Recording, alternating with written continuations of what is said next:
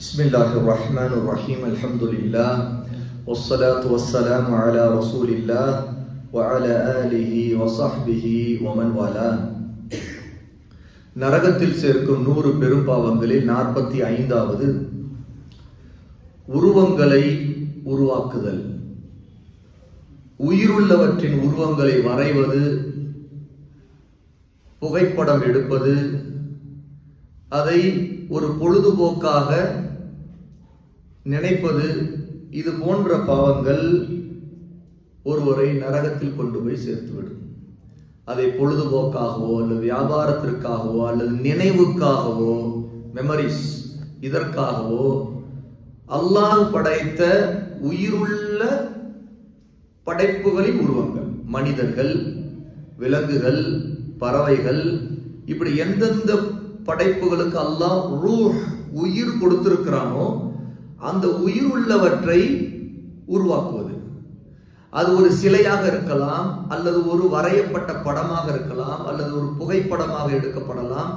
எந்த வடிவத்தில் இருந்தாலும் இப்படிப்பட்ட காரியங்களை ஒருவர் விளையாட்டாக செய்வது அல்லது வியாபாரமாக செய்வது அல்லாஹ்விடம் தண்டனைக்குரிய பெரிய பாவங்களில் ஒன்று.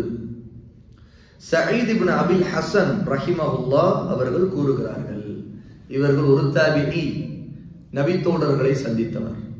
அவர்களுக்கு கண்ணுக்கு முன்னாடியே நடந்த ஒரு சம்பவம். அப்துல்லா இப்னு அப்பாஸ் ரலியல்லாஹு அன்ஹு அவர்களிடம் வந்த ஒரு மனிதரை பற்றிய சம்பவம். இமாம் முஸ்லிம் ரஹிமஹுல்லாஹ் இந்த செய்தி, இந்த ஹதீஸை ஆதாரபூர்வமாக 4290வது ஹதீஸாக பதிவு செய்கிறாங்க. என்ன நடந்தது? قال جاء رجل الى ابن عباس. இப்னு அப்பாஸ் ரலியல்லாஹு அன்ஹு அவர்களிடம் ஒரு மனிதர் வந்தார். فقال اني رجل اصور هذه الصور. நான் உருவங்களை வரையக்கூடிய ஒரு ஓவியன். நான் இப்படி உருவங்களை வரைகிறேன், உருவாக்குகிறேன். فافتني فيها. இந்த விஷயத்தில் எனக்கு ஃபத்வா தாருங்கள், தீர்ப்பு சொல்லுங்கள். இது மார்க்கத்தில் எனக்கு கூடுமா கூடாதா? இது ஹலாலா ஹராமா? நான் உயிருள்ளவற்றின் சூரத், சூரத் என்றால் எந்தெந்த உயிருள்ள பொருளுக்கு ஒரு உருவம் இருக்குதோ அதுதான் சூரத். நமக்கு ஒரு சூரத் இருக்குது. ஒரு மனிதன் என்றால் முகம், தலை இருக்கு, கண்கள் 2, ஒரு வாய், காதுகள், உடம்பு இருக்குது, அந்த உடம்புல கைகள் இருக்குது. இப்படி ஒரு உயிருள்ளவற்றுக்கு ஒரு தோற்றம் இருக்கிறது, அதான் சூரத். இப்படி சூரத்துகளை உள்ளதையெல்லாம் நான் வரைகிறேன். இப்படி வரைவதை பற்றி ஃபத்வா என்ன? ஃபஅஃப்தினி, எனக்கு ஃபத்வா தாருங்கள், ஃபீஹா, இந்த விஷயத்தில் என்று கேட்கிறார். இதிலிருந்து முதல்ல நம்ம தெரிஞ்சுக்க வேண்டியது என்னன்னா, சஹாபா காலத்துல ரசூலுல்லாஹ்வுடைய மரணத்துக்கு பிறகு வாழ்ந்த மக்கள், அதாவது தாபிஈன்கள், அவர்கள் மார்க்க விஷயங்கள்ல ஃபத்வா கேட்கக்கூடிய பழக்கம் உள்ளவர்களாக இருந்தாங்க. யாரிடம் கேட்பார்கள்? யாரோ ஒருத்தர் போய், நீங்க எல்லாம் பெரிய ஆளுங்க, உங்களை பத்தி உங்களுக்கு சில விஷயங்கள் எனக்கு தெரியும் நினைக்கிறேன், நீங்க சில விஷயங்கள் சொல்லுங்கன்னு கேட்க மாட்டாங்க. உண்மையிலே கல்வி உள்ளவர்கள் யார், யார் அதற்கு தகுதியானவர்கள் என்பதை அறிந்து அடையாளம் கண்டு அவர்களிடம் போய் தான் ஃபத்வா கேட்பார்கள். ஆகவே அந்த காலத்துல, தாபியீன்கள் காலத்துல, சஹாபாக்களை விட ஃபத்வா வழங்குவதற்கு, மார்க்க விஷயங்கள்ல தீர்ப்பு சொல்வதற்கு தகுதியானவர்கள் வேறு யாருமே இல்லை. அதிலும் சஹாபாக்களே பல தரம் உள்ளவர்கள் உண்டு. ஆரம்ப கால சஹாபாக்கள், பிற்காலத்துல ரசூலுல்லாஹ்வுக்கு தோழர்கள் ஆனவர்கள், கடைசி காலத்துல ரசூலுல்லாஹ்வை ஈமான் கொண்டு முஸ்லீம் ஆனவர்கள், இப்படி அவரவர்களுக்கு இருக்கிற கல்விக்கு ஏற்ற மாதிரி, அவர்களுக்கு மார்க்க அறிவுக்கு ஏற்ற மாதிரி முன்னிலை வகிக்கக்கூடியவர்கள் இருப்பாங்க. பேசப்பட வேண்டியவர் அப்படின்னு இருப்பாங்க. அதுல இப்னு அப்பாஸ் ரலியல்லாஹு அன்ஹு பிரத்யேகமாக அவருக்கு ஒரு தனிச்சிறப்பு இருந்து அவர்கள் ஃபத்வா வழங்கக்கூடியவராக இருந்தார். ஒரு முஃப்தி, அவர் ஒரு முஃபஸ்ஸிர். முஃபஸ்ஸிர் என்றால் குர்ஆனுக்கு தஃப்சீர் செய்யக்கூடியவர் அர்த்தம். குர்ஆனுடைய ஆயத்துகளுக்கு தெளிவான விளக்கங்களை சொல்லக்கூடியவர். ஆகவே அவரை போன்ற ஒருத்தரிடம் தான் இந்த விஷயத்துல சட்டம் கேட்க வேண்டும் அப்படிங்கிற அறிவு அந்த மனிதருக்கு இருந்தது. ஆகவேதான் சயீத் இப்னு அபில் ஹசன் இந்த தாபி சொல்லுகிறார்கள், ஒரு மனிதர் இப்னு அப்பாஸிடம் வந்து, நான் உருவங்களை, உயிருள்ளவற்றின் உருவங்களை உருவாக்கக்கூடிய ஒரு ஓவியன், ஆகவே எனக்கு இது விஷயத்தில் ஃபத்வா தாருங்கள் என்று கேட்டார். ஃபகால லஹு, இப்னு அப்பாஸ் ரலியல்லாஹு அவருக்கு என்ன சொன்னார்கள்? உத்னு மின்னி, என் பக்கத்தில் வாருங்கள் என்று கூப்பிட்டார்கள். ஃபதனா மின்ஹு, அவர் பக்கத்துல வந்தார், கொஞ்சம் பக்கத்துல வந்தார். சும்ம கால் உத்னு மின்னி, இன்னும் பக்கத்துல வாங்க அப்படின்னு சொன்னார். ஃபதனா ஹத்தா வதஅ யதஹு அலா ரஅஸஹி, எந்த அளவுக்கு இப்னு அப்பாஸ் அந்த மனிதரை பக்கத்துல வாங்க, நல்லா இன்னும் பக்கத்துல வாங்க வாங்க வாங்க அப்படின்னு கூப்பிட்டாங்கன்னா எந்த அளவுக்குன்னா இப்னு அப்பாஸ் தன்னுடைய கைகளை அவருடைய தலையின் மீது வைத்தார்கள். பாருங்க என்ன நடந்தது. கால, அடுத்து இப்னு அப்பாஸ் அவரை பார்த்து சொன்னாங்க, உன்னபிஉக பிமா சமிஅது மின் ரசூலில்லாஹ் ஸல்லல்லாஹு அலைஹி வஸல்லம், உங்களுக்கு நான் ஒரு செய்தி சொல்லுகிறேன். அல்லாஹ்வின் தூதரிடம் வந்து ரசூலிடமிருந்து என் காதால் கேட்டதை நான் சொல்லுகிறேன். சமிஅது ரசூலல்லாஹ் ஸல்லல்லாஹு அலைஹி வஸல்லம் யகூல், அல்லாஹ்வின் ரசூல் ஸல்லல்லாஹு அலைஹி வஸல்லம் சொல்ல நான் என் காதால் கேட்டேன். குல்லு முஸவ்விரின் ஃபின்னார், உருவங்களை, உயிருள்ளவற்றின் உருவங்களை உருவாக்கக்கூடிய ஒவ்வொரு முஸவ்விர், தஸ்வீர் செய்யக்கூடியவன், உருவங்களை உருவாக்கக்கூடிய ஒவ்வொருவனும் நரக நெருப்பில் இருப்பான். யஜ்அலு லஹு பிகுல்லி சூரா, அதோடு அவன் என்னென்ன உருவங்களை எல்லாம் இந்த பூமியிலே உருவாக்கினானோ அது எல்லாமும் அவனோடு நரகத்தில் இருக்கும்.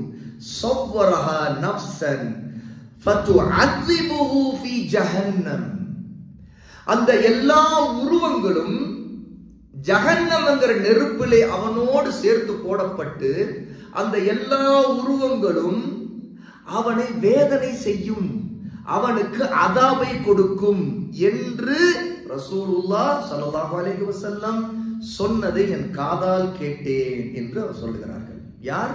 இப்னு அப்பாஸ் ரலியல்லாஹு அன்ஹு. இது சொல்லிவிட்டு இப்னு அப்பாஸ் சொன்னார்கள், வகால இன் குன்த லா புத்த ஃபாயிலன், உண்மையாகவே நீங்கள் இப்படி உருவங்களை உருவாக்கித்தான் ஆக வேண்டும் ஒரு நிலை உங்களுக்கு இருந்தால், உதாரணத்துக்கு ஒருத்தருக்கு வியாபாரமே அதுதான், அவர் வரையக்கூடியவராக இருக்கலாம், அல்ல அவருக்கு ஒரு இன்ட்ரெஸ்ட் இருக்கலாம், இதனால வரைபவராக இருக்கிறார், சரி அதெல்லாம் நீங்க அப்படித்தான் நீங்க விரும்புவீங்க என்றா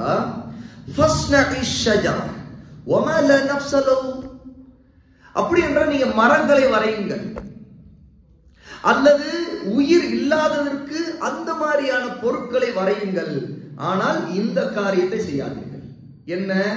உயிர் உள்ள மனிதர்களை வரைவது, விலங்குகளை வரைவது, அது அனிமல்ஸ், அல்லது பறவைகளை வரைவது, மீன்களை வரைவது, இது எதெல்லாம் அல்லாஹ் உயிர் கொடுத்துரு, அதாவது அறுத்தா உயிர் போயிடும், அதுதான் அடையாளம். அப்போ ஒரு மனிதன் கொலை செய்யப்பட்டால் அவனுக்கு உயிர் போயிடுது, பிணமாயிடலாம். ஒரு பிராணி, அதுக்கு ரூஹ் இருக்குது, அதுக்கு பிறகு அது இறந்து விடுது, இறந்து விட்டா அது தெரியுது, இதோ செத்து போயிடுச்சு இந்த விலங்கு, இதோ ஒரு பறவை, இது மௌத்தா போச்சு. இப்படி ரூஹை அல்லாஹ் எதற்கு கொடுத்து உருவத்தை கொடுத்திருக்கிறானோ அதையெல்லாம் நீங்க விட்டுடுங்க, அப்படி செய்யாதீங்க. நீங்க வரைவதாக நீங்க விரும்பினா மரங்களை வரையுங்க. வமா நஃப்ஸலஹு, எதற்கெல்லாம் நீங்க உயிர் இல்லாம இருக்குதோ அதையெல்லாம் வரைங்க. மலைகளை வரைங்க, கடல்களை வரைங்க, வானத்தை வரைங்க, பூமியை வரைங்க. இப்படி வரைவதை, உருவத்தை, அந்த மாதிரியான பொருள்கள், உயிர் இல்லாததின் பொருள்களை நீங்க வரையலாமே தவிர இதுதான் உங்களுக்கான ஃபத்வா, நீங்க உயிர் உள்ளதை எல்லாம் வரையக்கூடாது என்று இப்னு அப்பாஸ் ரலியல்லாஹு அன்ஹு அந்த மனிதருக்கு சொன்னார்கள் என்று இமாம் முஸ்லிம் இந்த ஹதீஸை நமக்கு ஆதாரப்பூர்வமாக பதிவு செய்கிறாங்க. ஆக இந்த ஹதீஸ் மட்டும் இல்லாம ஏராளமான ஹதீஸ்கள் உயிர் உள்ளதை உருவாக்குவதும் வரைவதும், அதை இன்று படம் எடுப்பதும் எல்லாமே அதன் மீதுதான் அந்த தீர்ப்பு வரும். ரசூலுல்லாஹ்வுடைய காலத்துல ஓவியம் வரைகிறவர்கள் என்ன செய்வார்கள்? அதற்கென்று மை வைத்து, தூரிகை எடுத்து, ஒரு எழுதுகோல் போன்ற தூரிகை வைத்து மையை தொட்டு தொட்டு வரைவார்கள் பெயிண்டர்ஸ். ஒரு 20-30 வருஷத்துக்கு முன்னாடி எல்லாம் ஓவியர்கள் அப்படிங்கிறவங்க யாரு அப்படின்னா, அவங்க இன்னைக்கு மாதிரி டிஜிட்டல் பிரிண்ட் அடிச்சு பெரிய பேனர் போடுறவங்களா இருக்க மாட்டாங்க. ஒரு பெரிய உருவங்களை வரைவாங்க, ஆனா அதற்கு முதல்ல ஒரு லே அவுட் போடுவாங்க, அதற்கான எல்லா வடிவங்களையும் முதல்ல ஒரு லே அவுட், ஒரு அவுட்லைன் உருவாக்கி பிறகு பெயிண்ட் அடிக்க ஆரம்பிப்பாங்க. பெயிண்ட் அடிக்கப்பட்ட பிறகு ஒரு உருவத்தை உருவாக்குவாங்க, ஒரு முகத்தை வரைவாங்க, அப்புறம் ஒரு கண்ணு, காது, மூக்கு, அப்படி ஒரு உடம்பு, அது சிரிக்கிற மாதிரி அல்ல அழுகிற மாதிரி என்ன வேணுமானாலும் இதை கையால் வரைவதை கொண்டு செய்வாங்க. இதுதான் ரசூலுல்லாஹ்வுடைய காலத்துல இருந்துச்சு. இப்படி உருவாக்கப்பட்ட உருவங்களை பற்றித்தான் அல்லாஹ்வுடைய நபி அப்போதே இந்த சட்டத்தை சொன்னாங்க. இப்படி நடக்கும் அப்படின்னா இன்னைக்கு அதை விட துல்லியமா, ஏன்னா அது வரைந்ததுன்னு நல்லா தெரியும். யதார்த்தம் தானே, ஒரு வரையறத பார்த்தா இது வரைஞ்சிருக்கான்னு தெரியும். ஆனா இன்னைக்கு போட்டோ கேமரா மூலமா எடுக்கப்படுற போட்டோஸ், அதுல இருக்கக்கூடிய இமேஜஸ் அது வந்து எவ்வளவு துல்லியமா இருக்குன்னு கேட்டா, ஒரு கட்டத்துல ஒரு மனிதன் அந்த இடத்துல நிக்கிறத போல தெரியும், அல்ல அவன் உட்கார்ந்து இருக்கிற போல தெரியும். போய் தொட்டு பார்த்தாதான் இது உண்மையிலேயே இது ஒரு போட்டோ, இது உண்மையில மனிதன் இல்லை. அப்போ அந்த அளவுக்கு துல்லியமா இன்னைக்கு டெக்னாலஜி மூலமா உருவங்களை உருவாக்குறது வந்துருச்சுன்னா, இந்த டெக்னாலஜி இல்லாத காலத்துல தோராயமாக என்ன, ஒரு அனுமானமாக அல்லது ஒரு கார்ட்டூன் போல அல்லது ஒரு சில கலர்கள் அது பார்த்தாலே இது வரையப்பட்ட ஒரு பெயிண்டிங் அப்படின்னு சொல்ற அளவுக்கு தான் இருந்திருக்குது. அதுக்கே ரசூலுல்லாஹி ஸல்லல்லாஹு அலைஹி வஸல்லம் தடை செய்ததோடு கூடவே யார் இப்படி உருவாக்குகிறார்களோ அவர்கள் அல்லாஹ்விடம் நாளைக்கு தண்டனைக்குரியவர்களுங்கிறதையும், இன்னும் சொல்ல போனா அந்த வரைஞ்சதை கொண்டுதான் அவர்களுக்கு அந்த தண்டனை கொடுக்கப்படும் என்பதை ரசூலுல்லாஹ் சொல்றாங்கன்னா, இன்று நாம நம்முடைய அறியாமை காரணமா, நமக்கு இதை பற்றிய தெளிவு இல்லாததன் காரணமாக எவ்வளவு சகோதரர்கள் வியாபாரமாக செய்யக்கூடியவர்கள் இருக்கிறாங்க. போட்டோகிராஃப்ஸ் எடுக்கிறது, அது ஒரு ஹாபியா எடுக்கிறது அல்லது வியாபாரமா எடுக்கிறது, அதாவது பிரிண்ட் எடுக்கிறது. இதுல முதல்ல பிரச்சனை எங்க ஆரம்பிக்கணும், முதல்ல பிரிண்ட் ஆக்குறது. ஒருத்தர் போன்ல எடுக்கிறது ஒரு ஒளியா இருக்கும், ஒரு லைட் அது அணைஞ்சிடும், அவ்வளவுதான். அது இப்படி எடுக்கிறது ஒரு தோற்றம் அதுல இருக்குது. அது ஒரு கேமரா வழியா உலமாக்களிடம் கல்வியாளரிடம் இதுல ரெண்டு கருத்துக்கள் இருந்தாலும் அதுல ரொம்ப வலுவான கருத்து இதையும் கூடாது என்று சொல்ற கருத்து தான். அது ஒரு நிர்பந்த தேவை வந்து எடுக்கிறது, மார்க்கத்துல அல்லாஹ் மன்னித்து விடுவான்னு சொல்லியிருக்கிறாங்க. அதுல எது வரும், உதாரணத்துக்கு நம்முடைய தேவை தவிர்க்க முடியாத தேவைக்காக எடுக்கிறது, ஒரு பாஸ்போர்ட்டுக்காக எடுக்கிறோம், ஒரு ரேஷன் கார்டு எடுக்கிறோம், ஒரு ஆதாருக்காக எடுக்கிறோம். இது எல்லாமே தவிர்க்க முடியாத தேவைகள். இது வந்து அந்த லிமிட் அதுக்கு ஒரு கடைபிடிக்க வேண்டியது இருக்கு. ஏன்னா அதுல நம்ம வந்து போஸ் கொடுக்கிறது அல்லது வந்து ஒரு அள்ளி நம்ம போட்டோ எடுத்துக்கிறது இது எதுவுமே அதுல வராது.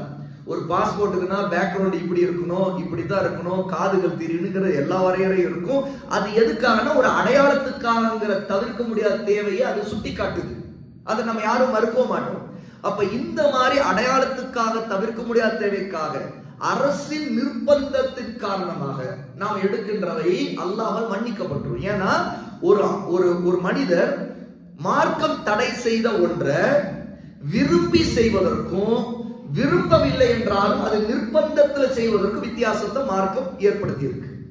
அப்போ பொதுவாக உருவங்களை உருவாக்கி பிரிண்ட் எடுத்து ஒரு மெமோரிஸ் அல்லது ஒரு ஆல்பம் போடுறது, இந்த மாதிரி வழக்கத்துல நம்ம இன்னைக்கு எதையெல்லாம் பார்க்கிறோமோ அல்லது அந்த மாதிரி எடுக்கிறதையும் பிரிண்ட் அடிக்கிறதையும் பெருமையா நினைக்கிறதெல்லாம் இன்னைக்கு எதை பார்க்கிறோமோ, இது எல்லாமே தெளிவாக வந்து ஒருவர் விரும்பி செய்யக்கூடியது.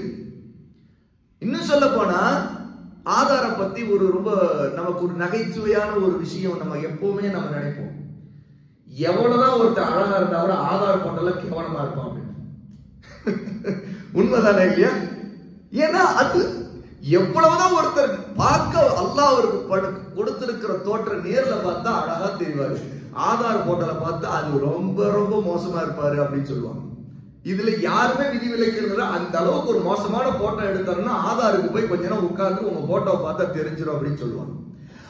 அப்படி எடுக்கிறது நாம என்ன செய்யறோம், விரும்பி எடுக்கிறோம்.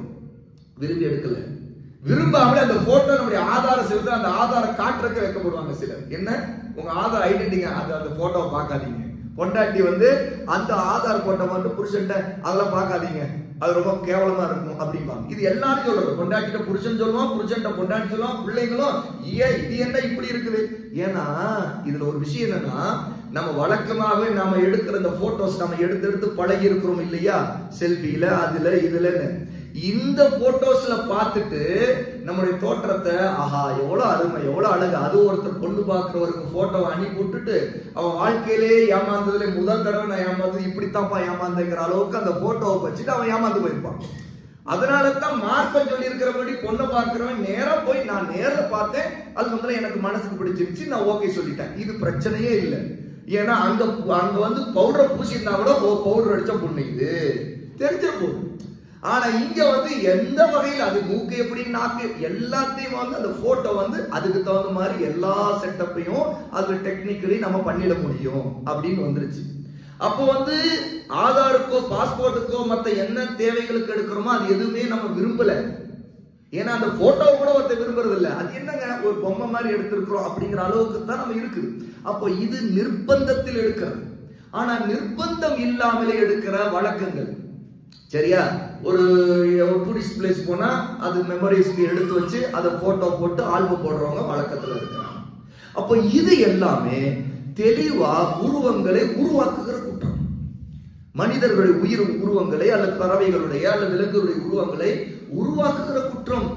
இந்த குற்றத்தை செய்கிற மக்கள் இதுல ஏன் அலட்சியமாக இருக்கிறாங்க அப்படிங்கிறதுக்கு 2 காரணங்கள் இருக்கு. முதல் காரணம் அறியாமை இருக்கு. ஏன்னா நிறைய பேருக்கு இதோட சட்டமே தெரியாது, அதுதான் உண்மை. 2வது காரணம் அறியாமை இருக்கிற ஒருத்தருக்கு இது சம்பந்தமான ஆதாரங்களை எடுத்து வச்சு தெளிவுபடுத்தும் போது அதுல குறுக்க வரக்கூடிய ஒரு குண்டக்க மண்டக்க சிந்தனை அல்லது தேவையில்லாத தவறான வியாக்கியானங்களை யாராவது ஒண்ணு சொல்லி அதை நம்பி பின்பற்றுகிறவர்கள். அதுல 2வது வகையில என்ன குழப்பம் வந்து நிக்குதுன்னா, இந்த மாதிரி ரசூல்லா தடை செய்ததெல்லாம் அந்த உருவங்களை வணங்கக்கூடாதுங்கிறதுக்காகத்தான். எப்படி? ஏன்னா உருவங்கள் இப்படி உருவாக்கினா அதை வணங்குறவங்களா மாறிடுறாங்க. அப்படித்தானே வந்து இன்னைக்கு சிலைகள் உருவாயிருக்குது. முஸ்லீம் அல்லாத எத்தனை உருவங்களை ஏன் வணங்குறாங்கன்னா அதெல்லாம் இந்த உருவங்களை உருவாக்கி அதை வணங்குறதான் ரசூல்லா தடை செய்திருக்கிறாங்க. அந்த தடைக்காகத்தான் இப்படி எல்லாம் சொல்லப்பட்டிருக்கே தவிர ஒருத்தர் அந்த எண்ணம்லாம் இல்லாம அவர் ஒரு தேவைக்கு, அதாவது அவருடைய விருப்பத்துக்காக, ஒரு மெமரிஸ்க்காக, ஒரு ஆல்பத்துக்காக அவர் எடுக்கிறாருன்னா இதெல்லாம் எப்படி நாம அந்த கேட்டகரியில அந்த வகையில கொண்டு வர முடியும்? இவர் ஒண்ணு வணங்கலையே அப்படின்னு சொல்லி நியாயப்படுத்தி கொண்டிருக்கிற மக்களும் இருக்கிறார்கள். இந்த 2வது வகையான மக்களை பொறுத்த வரைக்கும் இவர்களுக்கு அறியாமையில என்ன அறியாமை கேட்டா, வணங்கினா ஷிர்க். என்ன வணங்கினா ஷிர்க். ஆனா வணங்காவிட்டாலும் அதை உருவாக்குவது ஹராம். இது 2ஐயும் பிரிச்சு வருகிறோம். ஒருவன் உருவாக்குகிறான், வணங்கவும் செய்யறான். அப்படின்னா என்ன? அவன் 2 குற்றத்தை செய்யறான். உருவாக்கியது குற்றம், வணங்குவது பெரிய குற்றம். ஏன்னு கேட்டா உருவாக்கக்கூடியவன் அந்த உருவாக்கின தண்டனையை அல்லாஹ் நாடிய காலாலும் அனுபவிப்பான். அவன் ஒரு முஸ்லீமா இருந்தான்னா, முஸ்லீம் தான், முஸ்லீம் செய்யறாங்க தானே. அப்ப முஸ்லீம்களா இருக்கக்கூடிய ஒருத்தர் உயிர் உள்ளவற்றை உருவாக்கியதற்கு இப்ப நம்ம படிச்ச ஹதீஸ்ல இப்னு அப்பாஸ் ஒரு முஸ்லீமுக்கு தான் அறிவுரை சொல்றாங்க. இந்த பத்வாவை இப்னு அப்பாஸ் சொல்ற இந்த ஹதீஸை சொல்றதுல இருந்து என்ன புரிஞ்சுக்கணும்னா, நீ இப்படி உருவாக்கினால் நீ எத்தனை உருவாக்கினாய் அத்தனையும் கொண்டு ஜஹன்னம் நெருப்பில் உனக்கு அந்த தண்டனை இருக்குன்ற சொல்றாங்க. அப்ப நீ உருவாக்காத, அதனால மரத்தை வரைங்கிறாங்க. இப்னு அப்பாஸ் உண்மையிலேயே ஒரு முஸ்லீமுக்கு சொல்லும் போது, அப்பா அது வந்து முஸ்லீம் அல்லாதவர் வணங்குறாங்க இல்லையா, அதனால தான் ரசூலா சொன்னாங்க. நான் இந்த ஹதீஸை நானும் உனக்கு சொல்றேன். அதனால நீ வந்து ஒரு ஓவியம் போது உனக்கு தொழில் வேற. அப்போ இதெல்லாம் நீ ஏன்பா விடணும்? நீ வந்து எதுக்கு செய்யற? தொழிலுக்காக செய்யற. அப்ப தொழிலுக்காக செய்யறப்ப நீ தொழிலுக்காக செய்யற. நீ ஒண்ணு வணங்கலையா? நீ வணங்குவியா? இல்ல நான் வணங்க மாட்டேங்க. அப்படியாங்க? அப்படின்னா நீங்க வரைங்க அப்படின்னு இப்னு அப்பாஸ் ஃபத்வா தரணும். உண்மை அப்படித்தானே? ஆனா இப்னு அப்பாஸ் என்ன சொல்றாங்க, நீ செய்யக்கூடாது. நீ அப்படி செய்வதா இருந்தா மரங்களை வரை, மலைகளை வரை, அதாவது அல்லாஹ் படைச்சிருக்கிற படைப்புகளை ரூஹ் இல்லாத, நப்சு இல்லாததை மட்டும் வரை அப்படின்னு சட்டம் சொல்றாங்க. இதுதாங்க சஹாபா விளங்குனது போல மார்க்கத்தை விளங்குனது. ஏன் ஒவ்வொரு தடவையும் தலையை முட்டிக்கிட்டு வந்துடு ஒருத்தட்ட எங்க சலஃபியா இது ஒரு சஹாபாக்கள் எப்படி மார்க்கத்தை விளங்குனா அந்த மாதிரி மார்க்கத்தை விளங்குங்க. நீங்க விளங்குறதை எல்லாம் கொண்டு வந்து மார்க்கத்துக்குள்ள பூத்தி கடைசியில தவறான வழியில போகாதீங்க அப்படின்னு ஏன் நம்ம கெஞ்சி மக்களுக்கு புரிய வைக்கிறதுக்கு முட்டோம்னா அதுக்கு இதுதான் ரீசன். மார்க்கத்தை சஹாபா விளங்கினா சலாமத், அல்ஹம்துலில்லாஹ், வெற்றி கிடைச்சிடும்.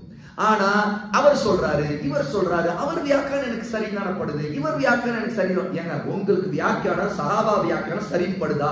நீங்க நேர் வழியில இருக்கிறீங்க, முடிஞ்சு போச்சு. மத்தவங்க எல்லாம் சரி படுதோ படலையோ தூக்கி வைங்க, சஹாபா விளங்குங்க, பிரச்சனை இல்லை. ஏன்னா சஹாபா நேர் வழியில இருந்தாங்க.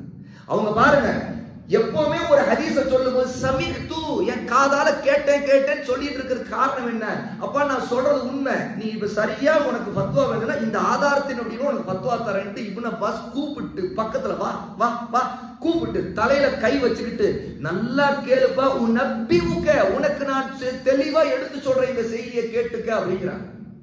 அப்படின்னா ஏன் சஹாபா அந்த அளவுக்கு தீன விலகி இருந்தாங்க? இது ஒரு பெரும் பாவம். இப்படி உருவாக்கினா ஒரு முஸ்லீம் இந்த பாவத்தை செய்தா அவருக்கு தண்டனை கொடுக்கப்படும். அல்லாஹ் நாடினால் மன்னிக்கலாம், அல்லாஹ் அறிவான். அல்லாஹ் தன் நாடியவர்கள் மீது கருணை காட்டினா அல்லாஹ் மன்னிச்சிருவான். அல்லாஹ் அர் ரஹ்மான் அர் ரஹீம். ஆனா யாரை மன்னிப்பான் யாருக்கா தெரியுமா? நமக்கு தெரியாது. அல்லாஹ் வாழும். ஒருத்தர் ஒரு பாவத்தை செய்தா அல்லாஹ் என்னை மன்னிச்சிருவான், என்ன ஏதோ ஆதாரம் இருக்கா? அதுக்குன்னு ஏதோ தனி வகையா இருக்கு, ஏதாவது வாரண்டி கேரண்டி அதுக்கு இருக்குதா? அல்லாஹ் நமக்கு தெரியாது. ஆனா ஒரு முஸ்லிமுடைய கடமை என்ன? அல்லாஹ்வுக்கு கட்டுப்படுறது. அல்லாஹ் தடை செய்திருக்கிறான்னா விலகணும், அல்லாஹ்வுக்கு பயப்படணும். ஏன்னா நாம் முஸ்லிம்கள். அல்லாஹ் தான் ரிஸ்க் அளிக்கிறவன். அல்லாஹ் நம்முடைய அர் ராஸிக் அர் ரஸாக். அவன் நமக்கு கொடுத்துருவான், நிர்ணயிக்கப்பட்டு நிச்சயமா கிடைச்சிரும். நம்முடைய கடமை என்ன? அவனுக்கு கட்டுப்படுறதுதான். அப்ப அதற்காக அல்லாஹ்வின் திருப்திக்காக அவன் தடை செய்த ஒன்றை விட்டு நம்ம விலகிக் கொள்ள வேண்டும். அப்போ வரைவது ஒரு பெரும்பாவம். அதற்காகத்தான் அதற்கு ஜஹன்னமுல நரகத்திலே தண்டனை இருக்கு. தண்டனை இல்லாத ஒன்றா இருந்தா அதை நாம் பெரும்பாவம் சொல்லவும் மாட்டோம். தண்டனையில் அதாவது பெரும்பாவம் இல்லாத ஒன்றுக்கு நரகத்தை பற்றி தண்டனை இந்த அளவுக்கு வரைஞ்சலை எல்லாத்தையும் சேர்த்து அதுவே வேதனை செய்ய வைக்கப்படும் அப்படின்னு ஹதீஸ் வந்திருக்குன்னா அப்ப ரொம்ப பயப்பட வேண்டியது. அப்போ இது தடை செய்யப்பட்ட ஹராம்ங்கிறது. அல்லாஹ் நாடினால் அந்த பாவத்தை செய்யற மன்னிப்பான், இல்லைன்னா தண்டனை காலம் முடிஞ்ச பிறகு என்ன? அந்த மனிதன் சொர்க்கம் போய்விடுவான். ஆனால் இரண்டாவது கேட்டகரி, வரைகிற ஒன்றுவன் அல்ல வரையப்பட்ட ஒன்றை ஒருவன் வணங்குகிறான் என்றால் அவன் என்ன செய்கிறான்? ஷிர்க் செய்கிறான். அது அல்லாஹ்வுக்கு இணை வைக்கிற பாவம். இணை வைத்த ஒருவனை அல்லாஹ் மன்னிப்பான நாளைக்கு வறுமையில இந்த உலகத்திலே மன்னிப்பு கேட்டு அல்லாஹ்வோட தௌபா செய்து விட்டுட்டா அல்லாஹ் மன்னிப்பான். அல்லாஹ் அர் ரஹ்மான் மன்னிக்க, அத்தௌவாப் அல் கஃபூர் அல் அஃபூ.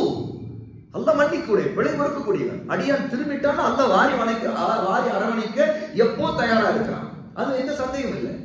ஆனா ஷிர்க்கை செய்துட்டு அதை வணங்கி கொண்டே இருந்த ஒருத்தர் இறந்தா அவனைத்தான் நம்ம என்ன சொல்றோம்? அப்படி ஒரு உருவத்தை வணங்கி அவனை காஃபிர்னு சொல்றோம், முஸ்லிம் சொல்ல மாட்டோம்.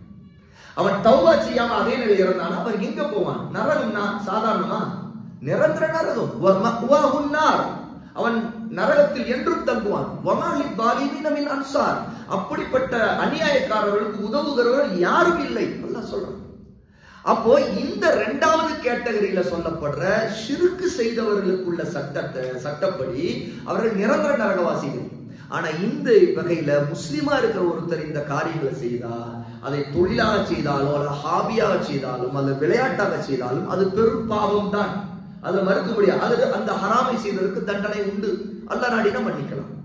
அப்ப இங்க இப்னு அப்பாஸ் ரலியல்லாஹு அன்ஹு இந்த ஃபத்வா மிக தெளிவா இருக்குதுங்கிறத நம்ம இன்னொரு ஹதீஸ், இந்த ஹதீஸ இப்னு உமர் ரலியல்லாஹு அன்ஹு அறிவிக்கிறார். பாருங்க, இப்னு அப்பாஸ் அறிவித்ததை பார்த்தோம். இப்ப இப்னு உமர் அறிவிக்கக்கூடிய ஹதீஸை பார்ப்போம்.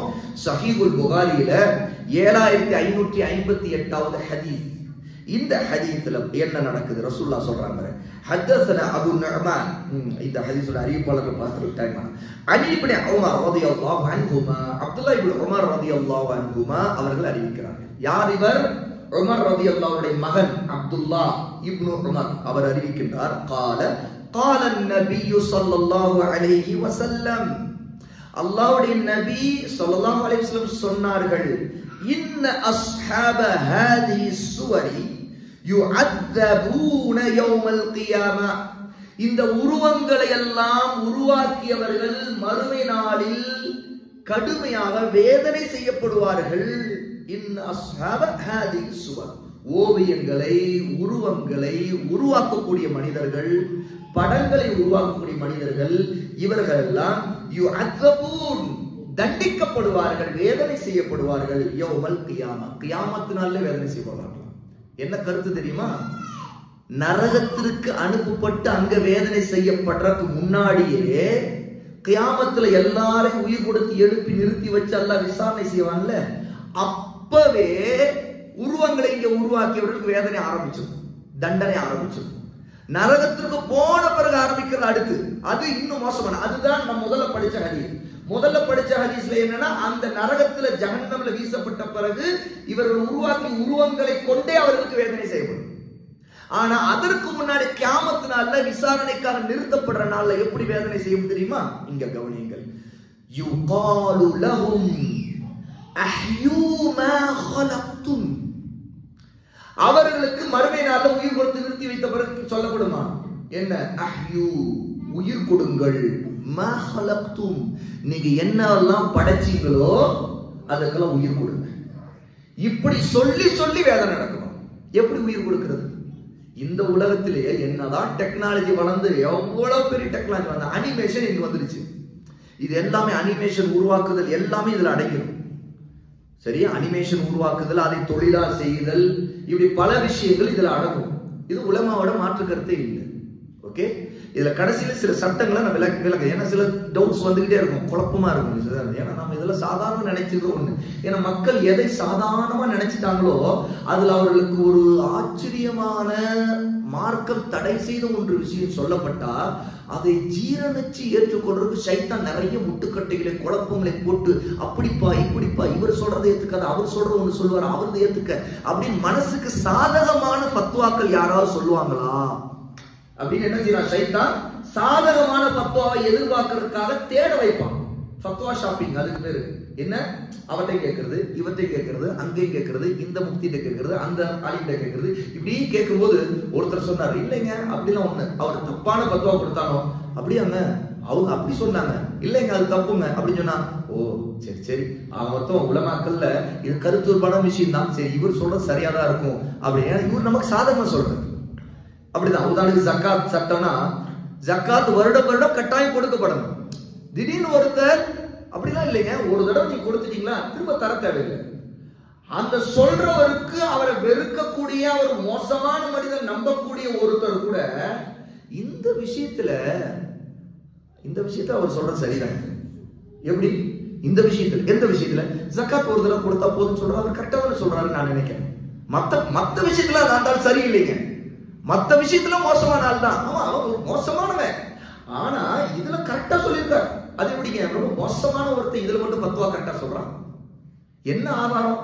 நஊது பில்லாஹ், அல்லாஹ் நம்மை பாதுகாக்கும். இப்படிதான். ஏன்னா மன இச்சைக்கு விரும்பக்கூடிய பத்துவாக்கள் கொடுத்தா உடனே மனுஷன் என்ன செய்யும்? அந்த பக்கம் சாயம். கரெக்ட், அதுக்குதான் கேட்டுக்கிட்டேன் அப்ப அவட்ட, அதுக்குதான் உங்கள்கிட்ட கேட்டுக்கிட்டேன். நஊது பில்லாஹ் இல்ல, இது வந்து நயவஞ்சகம் நம்ம வாழ்க்கையில. அல்லாஹ் பாதுகாக்கும். இது ஒரு நிஃபாக். நிஃபாக்னு என்ன? நம்முடைய உள்ளத்துக்குள்ள ஒண்ணு வேணும் வேணும் வேணும் எதிர்பார்க்குது, அதுக்கு எதிராக மற்ற கருத்தில் வரும்போது வேணா வேணா வேணா வேணா தள்ளுது. அப்போ இத வேணும் எதிர்பார்த்தது ஒண்ணு தரை சொல்லி தாங்க தாங்க தாங்க தாங்க உள்ள வாங்கிக்குது. You are right, he is wrong அப்படின்றது. இதுதான் நிஃபாக். அதெல்லாம் தேவையில்லை. அல்லாஹ்வும் நபியும் இதுக்கு சட்டம் என்ன சொன்னாங்க, அதுதான் ஆதாரம். என்ன? ஹக்கு யார்கிட்ட இருக்கு? ஹக்கின் பக்கம் நிற்போம். அதுக்கு அது நமக்கு பிடிச்சாலும் பிடிக்காம ஹக்கு பிடிக்கணும். முடிஞ்சு போச்சு. ஹக்கு நமக்கு எதிராக இருந்தாலும் நம்ம அந்த பக்கம் தான் நிற்கணும். ஏன்? நம்ம அல்லாஹ்வுடைய அடிமை, நம்ம அல்லாஹ்வுடைய பந்தா, அல்லாஹ்வுடைய ஸ்லேவ்ஸ். முடிஞ்சு போச்சு. நாம வந்து அல்லாஹ்வுக்கு கட்டுப்படுறதுல ஒப்படைச்சிடுறோம், நம்மை அர்ப்பணிக்கிறோம், நம்ம ஒப்பு கொடுத்துடுறோம். முடிஞ்சு போச்சு. அதுக்கு பிறகு என்ன? ஒருத்தர் அதுக்கு எதிராக சொல்றாரா, சாதகமா சொல்றேன், எனக்கு எதிராக நீங்க சொன்னாலும் ஹக்க சொன்னீங்கன்னா நான் உங்களே ஆதரிக்கணும். அவ்வளவுதான் முடிஞ்சு போச்சு. ஏன்னா நான் உண்மையா அல்லாஹ்வுக்கு உண்மையா இருக்கணும் இல்லையா? அப்போ இந்த மாதிரி பிரச்சனை என்ன ஆகுதுன்னு கேட்டா, சில பத்வாக்கள்ல கருத்து வேறுபாடு வரும்போது நாம கருத்து வேறுபாடை வச்சு அந்த பத்வாவை வந்து சாதாரணமாக நம்ம அந்த மஸ்அலா, அந்த சர்ச்சையை அல்லது அந்த குறிப்பிட்ட விவகாரத்தை சாதாரணமா எடுத்துக்கொள்ளக்கூடாது. உண்மையிலே பார்த்தா கருத்து வந்து நம்ம பயப்படணும். கருத்து வேறுபாடா இருக்குது, இதுல சத்தியம் என்னங்கிறது நமக்கு குழப்பம் வந்துடும். நான் உண்மையிலே சத்தியத்தை தேடக்கூடியவரா இருந்தா என்ன செய்யணும்? சத்தியத்தை ஆதாரத்தின் பக்கம் நின்று கேட்கணும், வாதத்தின் பக்கம் இல்ல. ஆதாரம் தான் முக்கியம். வாதம் ஒருத்தர் மண்டை குதிச்சது, லாஜிக், தர்க்கம், உலக நடைமுறை, அது இது எல்லாத்தையும் கொண்டு வந்து சொறி விட்டு ஒரு குழப்பி ஒரு குன்றிக்கான அடிச்சு ஒரு புரட்டி ஒரு கொதப்பி தூக்கி வீசி விட்டா அப்படியா நம்முடைய வாழ்க்கை? அப்ப ஒவ்வொருத்தருக்கும் அவருடைய வாழ்க்கையில அவருடைய பந்தாடுறக்கும் அவர் பத்வா வச்சு நம்மை போட்டு குழப்பறக்குமா நாம வாழ்ந்துட்டு இருக்கிறோம். நம்ம அல்லாஹ்வுடைய அடிமைகள். அல்லாஹ் நமக்கு காட்டிய தீனே சத்தியத்தின். அதனால்தான் அல்லாஹ் சத்தியத்தை சத்தியமாக விளங்குவதற்கும் அசத்தியத்தை அசத்தியமாக புரிந்து கொள்வதற்கு எங்களுக்கு பிரித்து காட்டுவாயாக நம்ம அல்லாஹ்ட்ட துஆ செய்யணும். அப்ப இந்த மாதிரி விஷயங்கள்ல இந்த தவறான பத்வாக்களை எல்லாம் பொருட்படுது. அதே மாதிரி ஜக்காத் விஷயம் சொன்னேன், இதெல்லாம் வழிகள் மிகப்பெரிய, அது ஜக்காத் போன்ற இஸ்லாமுடைய அடிப்படை தூண் விஷயத்துல ஒரு 15 வருஷத்துக்கு முன்னாடி தமிழ்நாட்டு மக்கள்னா ஒரு மிகப்பெரிய பித்ராவை உருவாக்கி விட்டாங்க. ஜக்காத் ஒரு தடவை கொடுத்தா போதும். ஜக்காத் கடமையாக இருந்தா வருட வருடம் கொடுக்கணும். அந்த வருட வருடம் அல்லாஹ் கொடுத்திருக்கான்ல, கொடுத்திருந்தா அல்லாஹ் கடமையாக்கிறது கொடுக்கணும். இல்ல ஒரு தடவை தான் கொடுக்கணும் அந்த பொருளுக்கு அப்படின்னா அல்லாஹ்வுடைய ஆதாரம் என்ன, நபியுடைய ஆதாரம் என்ன, ஆதாரத்தை முன் வைக்கணும். ஆதாரம் இல்லையா அது பொதுவானது, அப்படி என்ற வருட வருடம் கொடுத்துதான் ஆகணும். அப்ப இந்த விஷயங்களை விளங்கும் போது இந்த உதாரணத்தை நான் உங்களுக்கு புரியிருக்கா சொல்றேன். அப்போ இந்த ஹதீஸ்ல மிக தெளிவாக உருவங்களை உருவாக்குவது இவ்வளவு கடுமையாக தண்டனையை பற்றி எச்சரிக்கை செய்யப்பட்டிருக்கிறது. மறுமைநாளில் உயிர் கொடுக்கும் போது கூட அது விஷயத்தில் அப்படி செய்தவரை அந்த நேரத்தில் உயிர் கொடு அப்படி நிர்பந்திக்கப்படும்னா நம்ம மிகவும் பயப்பட வேண்டிய விஷயம். அடுத்தது இறுதியாக நிர்பந்த நேரத்தில் ஒரு வீடியோ எடுக்கிறது. ஆகவே உலமாக்கள் இதுல 2 வகைப்படுத்துறாங்க. ஒன்று அசையாதவை. அசையாதவைனா என்ன? பிரிண்டட். ஒரு கேமரால ஒரு போட்டோ எடுக்கிறார் ஒருத்தர், எடுத்து பிரிண்ட் எடுக்கிறார். இந்த பிரிண்ட் என்ன? அசையாது, அது பிரிண்ட் ஆயிடுச்சு. இது எதுக்கு நிகரானது? ரசூலுல்லாஹ் காலத்துல உருவத்தை வரைஞ்சாங்களா இல்லையா ஓவியர்கள் பெயிண்ட் அடிச்சு, அதுக்கு நிகரானது. இது ஒரு பெயிண்ட் தான். அந்த பிரிண்ட் எடுக்கிற கேமரா அல்லது அதற்கான மிஷின்லயும் அந்த மையெல்லாம் அது குறிப்பிட்ட CMYK சரியா, அதுக்கான மையெல்லாம் கரெக்டா பிக்ஸ் பண்ணுவாங்க. கரெக்டா அந்த மைக்கு ஏற்ற மாதிரி அந்த உருவத்துக்குரிய அதே நிறத்தை அதை வந்து கொண்டு வந்து அந்த டெக்னாலஜி, அந்த கருவி, அந்த டூல் என்ன செய்யுது, அந்த மிஷின் வந்து கரெக்டா பிரிண்ட் போட்டு தருது. ஓகேயா? அப்ப இது பிரிண்டடா இருக்கும்போது இது தெளிவா மார்க்கத்துல ஹராம்ல இந்த சந்தேகம். ஆனா இதுல விதிவிலக்குகள்ல நம்பர் 1 நான் ஏற்கனவே சொன்னது போல அடையாளத்திற்காக ரேஷன் கார்டு, பாஸ்போர்ட் இப்படி தவிர்க்க முடியாமல் இருக்கிறது. 2வது வகை கல்விக்காக, உதாரணத்துக்கு பாட புஸ்தகங்களை தவிர்க்க முடியாம சில உருவங்களை ஏற்படுத்த வேண்டியதா வரலாம். அப்போ உதாரணத்துக்கு பார்ட்ஸ் ஆஃப் த பாடின்னு சில நேரத்தை குறிக்கிறாங்க. உண்மையில பார்ட்ஸ் ஆஃப் த பாடிக்கு ஒரு மனிதனை காட்டி வரைஞ்சு காட்டணும்னு அவசியம் இல்லை. ஆனாலும் சில தேவைகள் நிமித்தம் வந்துச்சுன்னா அந்த நேரத்துல உருவங்களை சிதைக்க சொன்னாங்க. குறைஞ்சபட்ச கண்ணை மறைப்பது அது விதிவிலக்கு. எப்படி? உருவம் இருக்குது, வரைய வேண்டியது வந்துச்சு, கண் இல்லாம பண்றது. அப்ப கண் இல்லாதது அந்த முகத்தை அழிச்சறது, முகம் இல்லாம இருக்கு. அதுல வரைஞ்சாலும் ஒரு முகம் காட்டுறதுக்கு ஒரு வட்டத்தை போடுறது, உடம்புன்னு காட்டுறதுக்கு ஒரு கைகளை ஒரு விதமான விஷயங்களை ஏற்படுத்துறது, இதோட அது முடிச்சிடுறது. 3வது வகை, சரி அப்படியே தெளிவான உருவத்தை தர வேண்டிய நிர்பந்தம் வந்தால் முடிஞ்சவரை கண்ணுக்கு மேலேயாவது அடிச்சு விடுறது அல்லது அந்த உருவத்தை சிதைக்கிறது. உருவத்தை சிதைக்கிறதுனா முண்டன் தனியா தலை தனியா ஆக்கிறது. அது குறைஞ்சது அந்த தலை வெட்டப்பட்டதுங்கிறதுக்கு ஒரு கட்டிங், ஓ தலை தனியா இருக்கு அப்படின்னா என்ன, அது ஒரு இறந்து விட்ட உருவம் போல அதை சிதைச்சது.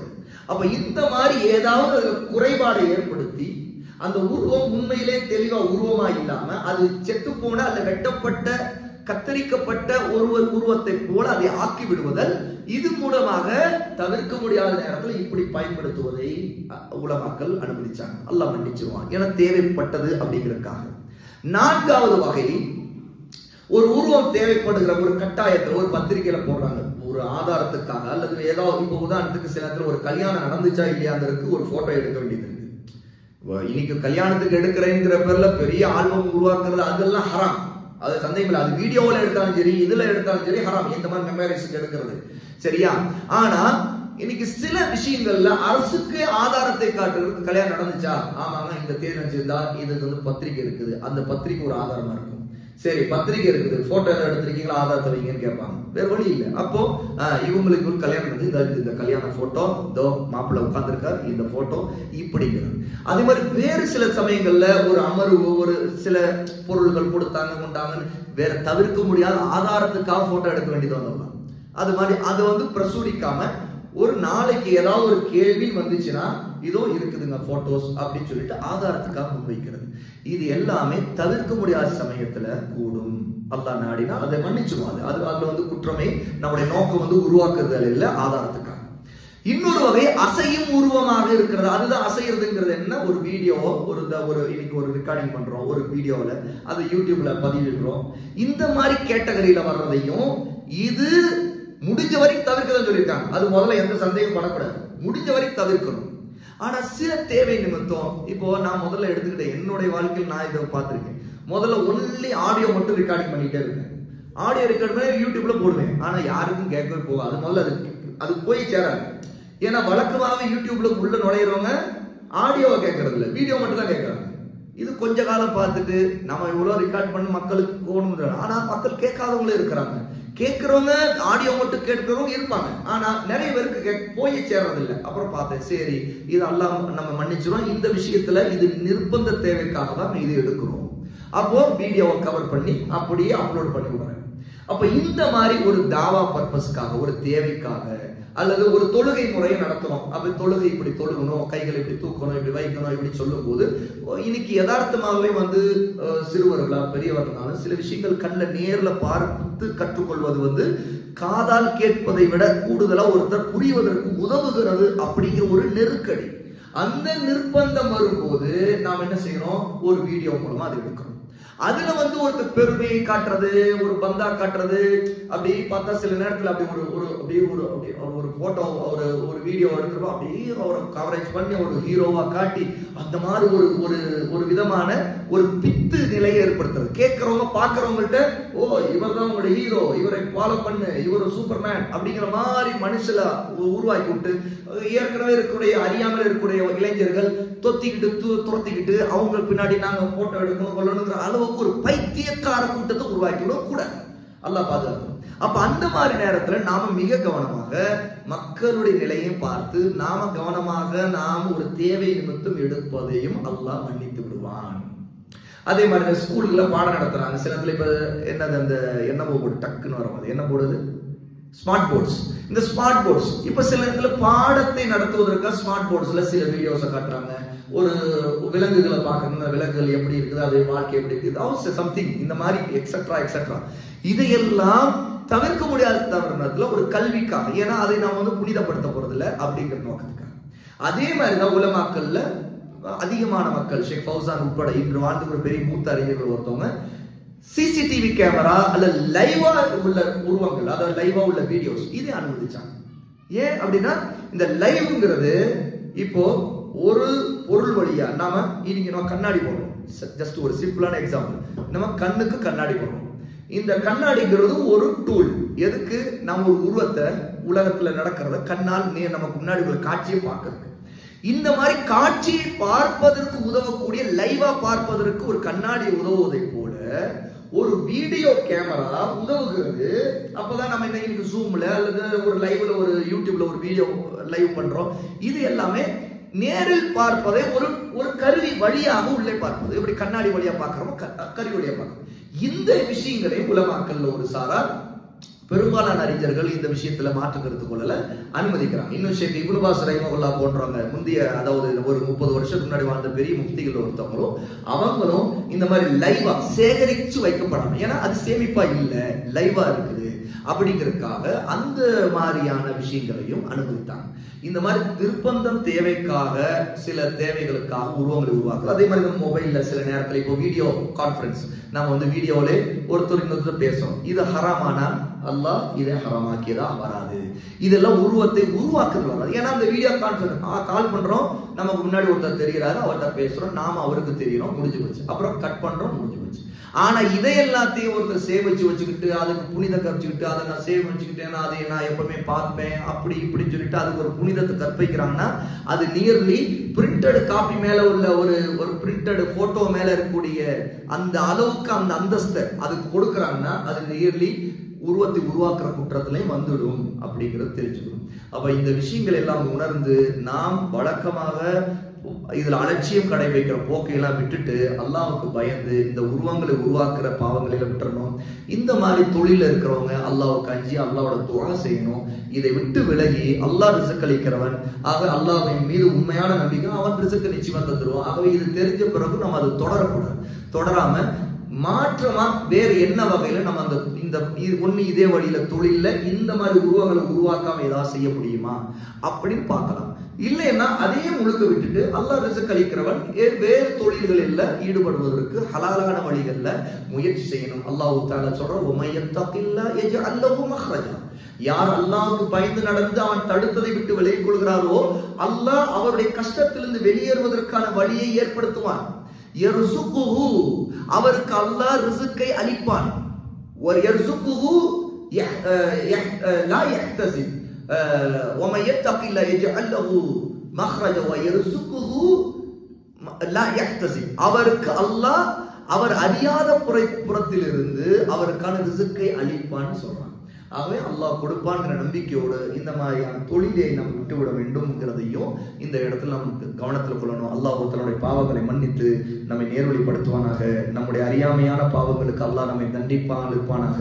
நம்ம அறிந்தும் செய்யக்கூடிய அந்த பாவங்களுக்கு அல்லாஹ் நம்ம மீது கருணை காட்டி நமக்கு உதவானாக. நாம் அதிலிருந்து வெளியேறுவதற்கு, அந்த பாவங்களை விட்டு விடுவதற்கு அல்லாஹ் நம் மீது தனி கருணை காட்டுவானாக. வஆஹிரு தஅவானா அல்ஹம்துலில்லாஹி ரப்பில் ஆலமீன்.